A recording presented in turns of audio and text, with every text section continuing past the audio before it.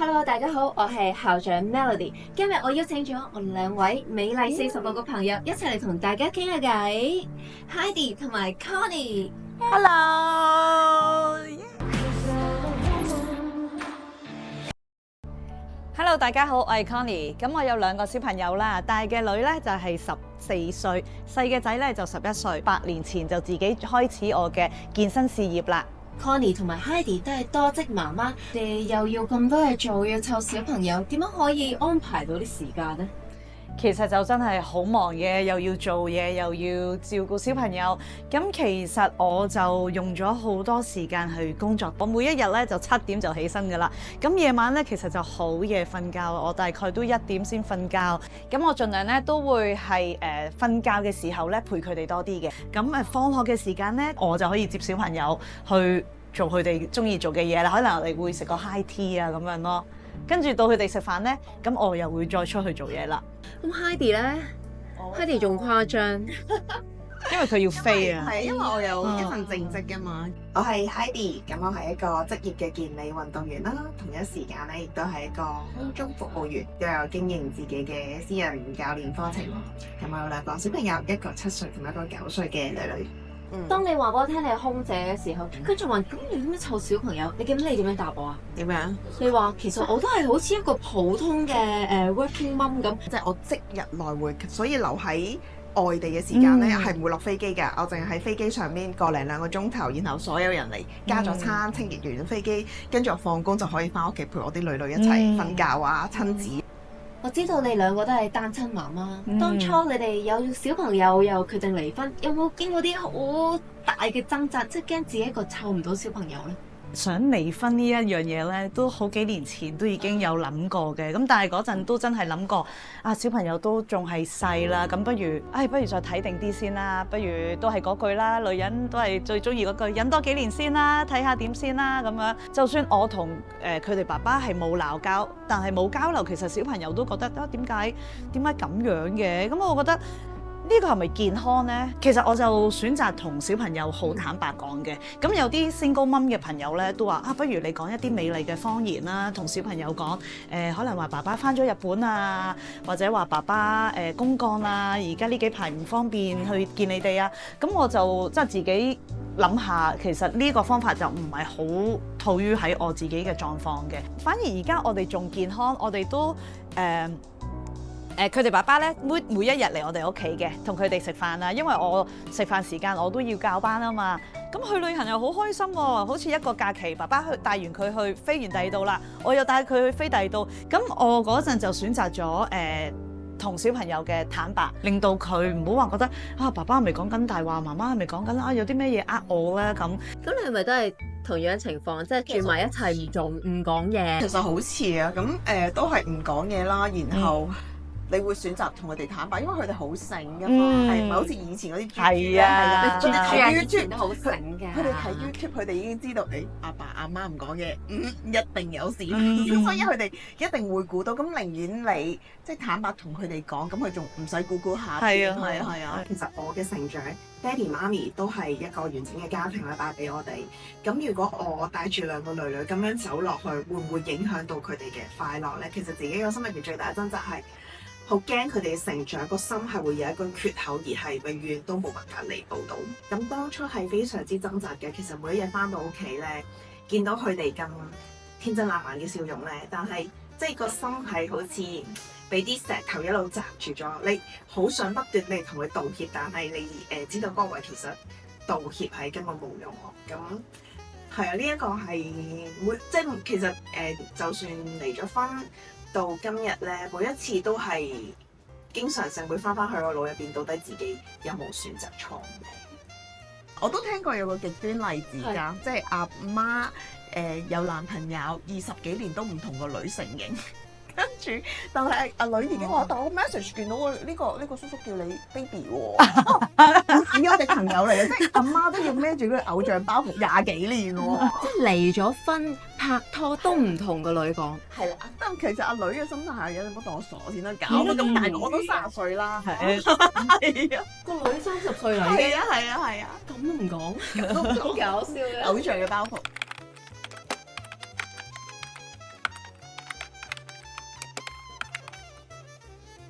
其實我哋啲性格好似喎，做嘅手法都係啊，果然係好朋友啊！事真係好似啊！係啊，即係其實咁鬼多嘢做，真係覺得撐唔住。你以為自己原來以為自己都好堅強，點知有一日都覺得搞唔掂啦。有冇啲咁嘅情況出現啊？去日本比賽嘅時候啦，即係我攞咗職業卡嘅嗰一次啦，本身就諗住我自己係一個好堅強嘅人嚟嘅，就算你唔俾我食飯，你要我係咁操，你要我踩機，自己一個人去日本比賽，我都一定可以處理到。真係好癲喎！住酒店嘅時候住原子彈房咯，係啊，因為為咗想慳 budget 啊嘛。即係得個窿嗰啲啊！係啊係啊，我係絕對不能。你真係唔得啊！你唔得。我一定喊。係啊，你唔得啊！我覺得自己最軟弱嘅時候咧，就係推住2個大行李篋，跟住自己揾路又蕩失路，然後又落雨，跟住之後咧又要揾唔到個酒店啦，揾到個酒店，跟住原來係冇 lift 嘅，跟住拎住2個勁重嘅行李上到去6樓咁樣啦，跟住嗰一個 moment 咧，我真係爆喊咯！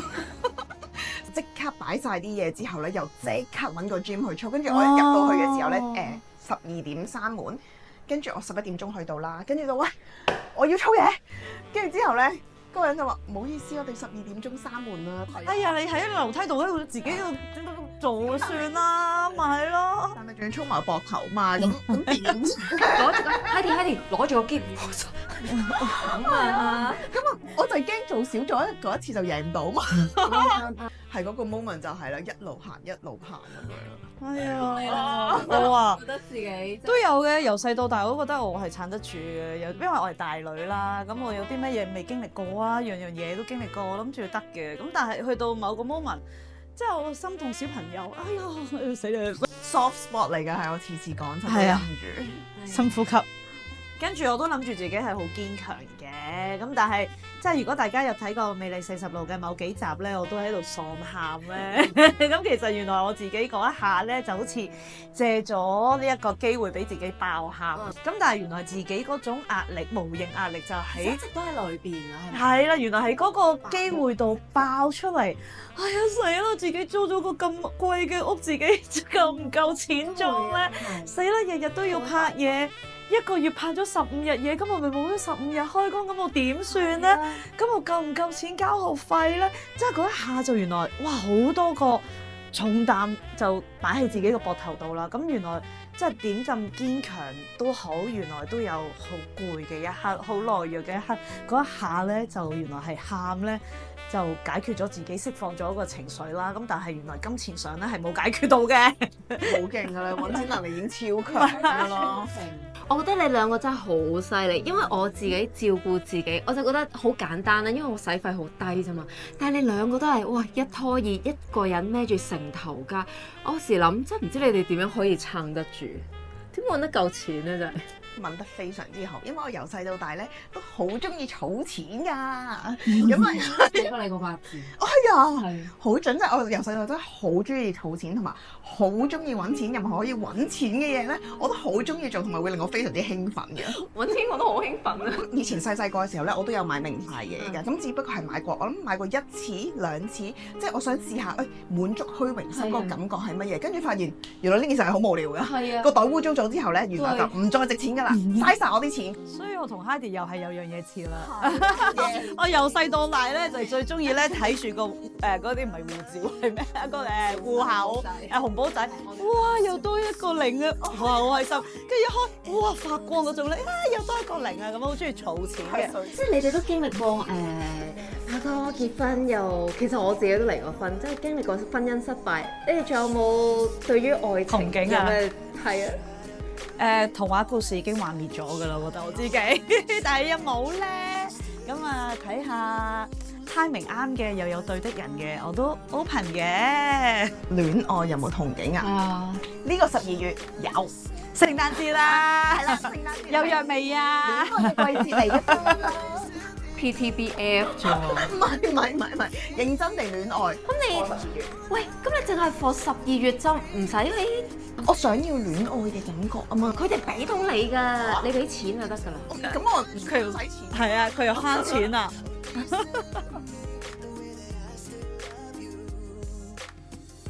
Unlock your femininity. Incubate your second life. 以前覺得好重要，而家覺得好無聊嘅戀愛。以前呢個戀愛係我世界嚟㗎，只要我中意人話中意我咧，哇！我條命仔都可以俾埋佢。但係而家就會平凡刮醒咗自己啦，呢樣嘢我唔會話無聊嘅，但係未即係翻唔到去以前嗰種哇好心跳啊、小鹿亂撞嘅嗰種感覺，我都好希望可以有人俾到呢種感覺啊！但係蘇花而家淨係壓力俾到我。其實壓力就一定有嘅，我哋一定要揾一啲身邊最信得過嘅朋友。咁咧，其實講晒自己一啲唔開心嘅嘢俾佢聽，其實佢哋幫唔到㗎，即係可能我哋可能係一啲情緒問題啊，或者錢嘅問題又好，乜都問題又好，其實朋友真係象徵式聽下啫。咁已經我覺得係一個好好嘅一個抒發嘅抒壓嘅途徑咯。咁所以係咯，同朋友傾下偈啊，飲飲食食啊，同埋早啲瞓。30歲以前自己30歲嘅自己講咧，我會話咧冇理人哋點樣睇你，自己做翻自己。只要你咧 focus 喺你自己身上面咧，你嘅光芒自動會發出嚟㗎啦。後悔嘅事情咧，就應該係玩得太少啦，後生嘅時候。咁因為之前咧細個嘅時候咧，我就好中意做嘢嘅，日做夜做，試過日頭一份工，夜晚一份工。咁創業啦，咁創業又好忙啦，又好困身啦。